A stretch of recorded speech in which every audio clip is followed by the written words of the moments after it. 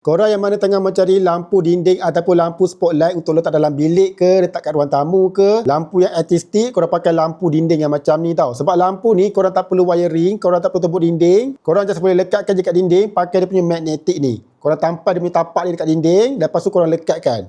Memang melekat elok tau. Dia punya lampu dia ni dekat bahagian sini korang boleh touch tau. Dia ada 3 mode warna. Ini yang pertama warna putih, ini yang kedua dan ini yang ketiga tau. Yang keempat dia akan terpadam.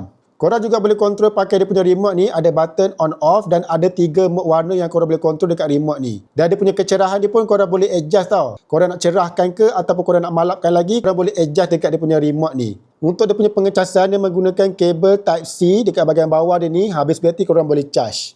Yang ini kalau korang letak dalam bilik nak jadikan lampu spotlight memang sangat cantik dan artistik tau. Dan dia punya lampu dia ni korang boleh adjust, korang boleh laras nak ke atas ke, nak ke bawah ke, dia boleh laras tau. Dan korang boleh adjust dia nak ke kanan, ke kiri pun tak ada masalah. Harga pun tengah murah, nak beli tekan je dekat beg kuning, memang sangat berbaloi.